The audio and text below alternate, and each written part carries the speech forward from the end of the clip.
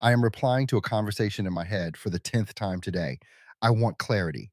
But an hour later, I am just more tired and no closer to an answer. I used to think this meant I was working hard on the problem, that I was being careful.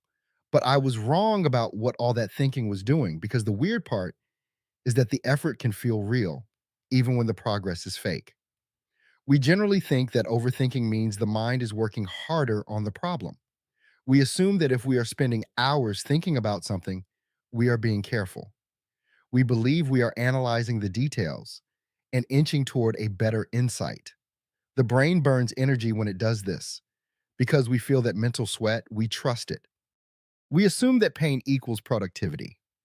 But that is the betrayal at the center of this habit. The feeling of effort is real, but effort is not the same thing as progress. You can run on a treadmill for hours, sweat through your clothes, and never actually leave the room. The mind does the exact same thing when it gets caught in these cycles.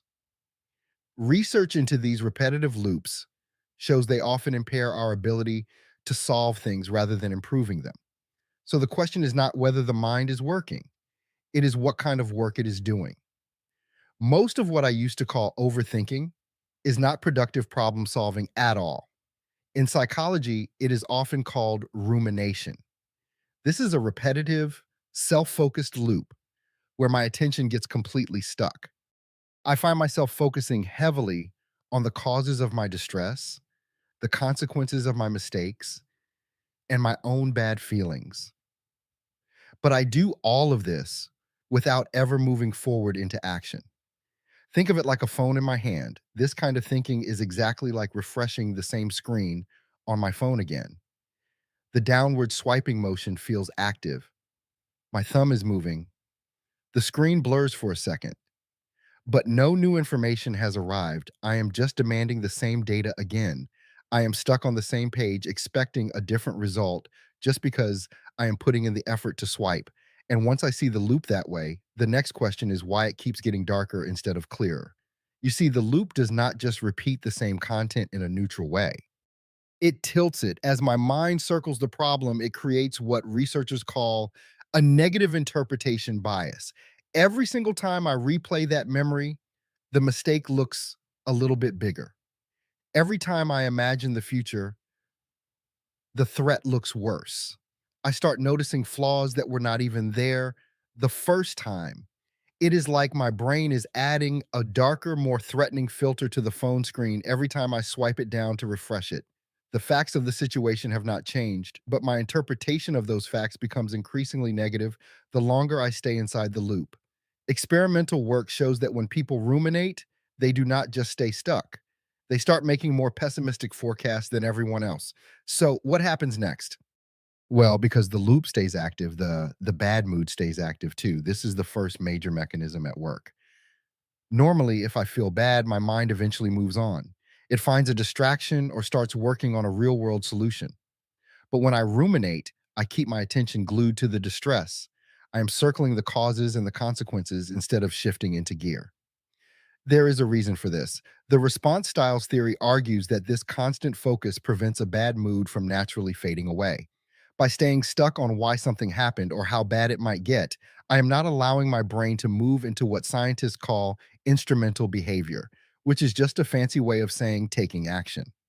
My mind stays trapped inside the problem description instead of the problem solution. I am essentially keeping an emotional wound open by constantly touching it. If I keep the reasons for my distress at the very center of my focus, those feelings have no choice but to stay alive. But there is another cost hidden inside that loop. It is a cost of space. My brain only has so much mental bandwidth to work with at any given moment, and rumination captures those resources and holds them hostage. When I am stuck replaying that mistake, I am not just feeling bad, I am using up the actual processing power I would need to find a way out of it. I find it remarkable how much this can slow a person down. There was a study that looked at how this kind of thinking interferes with other tasks. And the researchers found a massive correlation, about 0.74 for those who like the math, between how much someone ruminates and how much their mental performance drops on other things. This leads to a hidden truth. Overthinking often looks like analysis from the inside and like repetition from the outside. I feel like I am working through a complex puzzle, but really, I am just tied up with the noise. My bandwidth is being spent on the interference, not the resolution. I am mentally busy, but behaviorally, I am just stuck in place. That becomes easier to understand once you ask what the loop is stealing from you. But why do I keep doing it? If it is so draining and unproductive, why do I find myself back on that same screen at 3 a.m.?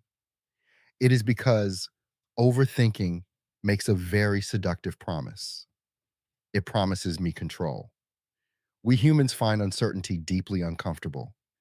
When a situation is unresolved, like an argument where nothing was settled, or a decision with no clear right answer, it creates a tension that I desperately want to resolve.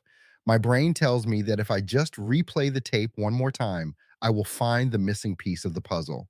This repetitive thought persists because it feels like a route to understanding, even when it is just a form of maladaptive self focus. The promise of closure is what keeps me engaged. I keep thinking because I believe that the next time I refresh the screen, the answer will finally be there. I am chasing the feeling of figuring it out to escape the feeling of not knowing. Even if the thinking itself is making me miserable, but promise is not performance. Just because it feels like I am doing the work does not mean I am getting the result. If spinning a problem around in my head repeatedly was a genuinely good strategy, then the people who do it the most should naturally come up with the best solutions. They should see things more clearly and make better decisions because they have supposedly processed the information so thoroughly. But is that what happens? This is where we must stop looking at how it feels and start looking at what it does.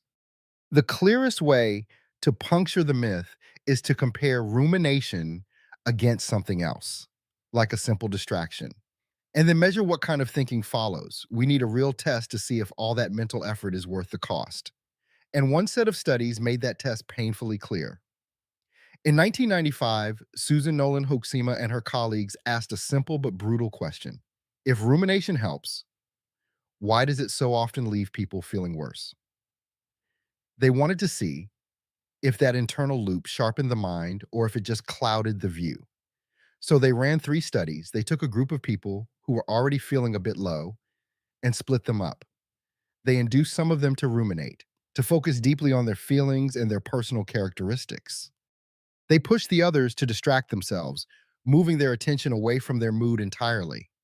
Once these mindsets were locked in, the researchers measured everything: how the participants interpreted events, what they expected from the future, and how well they could solve a real world problem.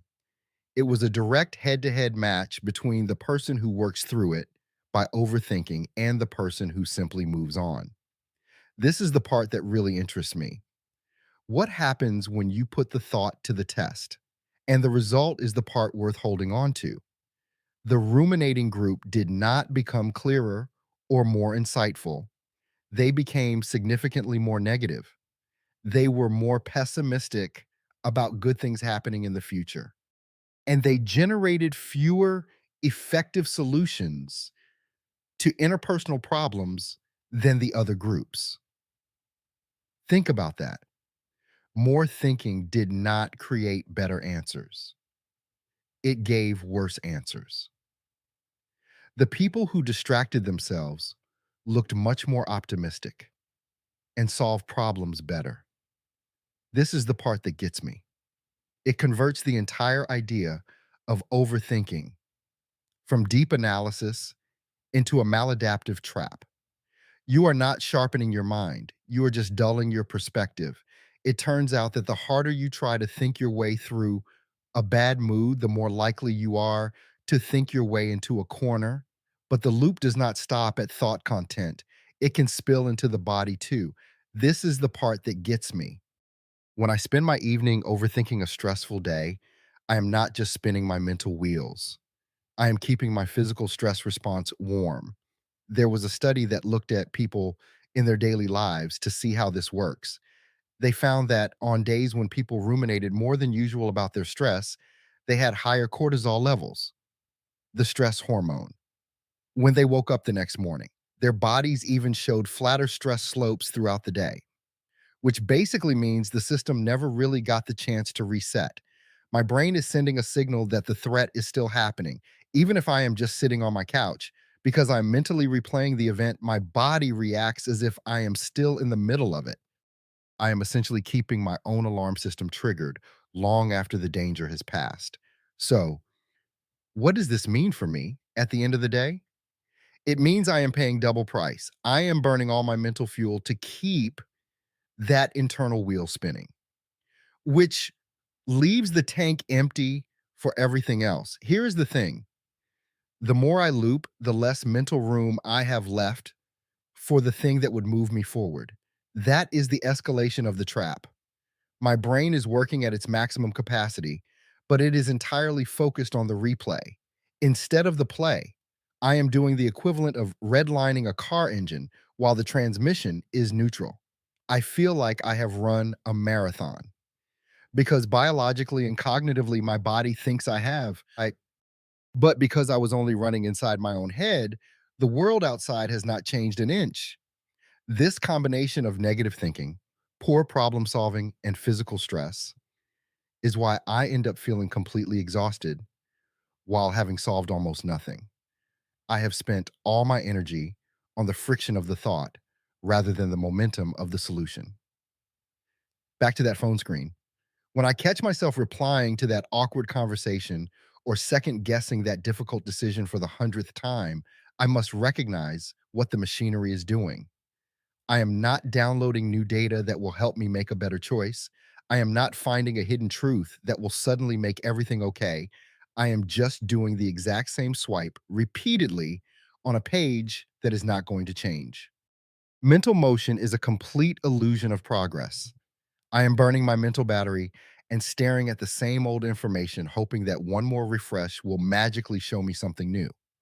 It is a trick the brain plays. It convinces me that the motion of thinking is the same thing as the movement of solving.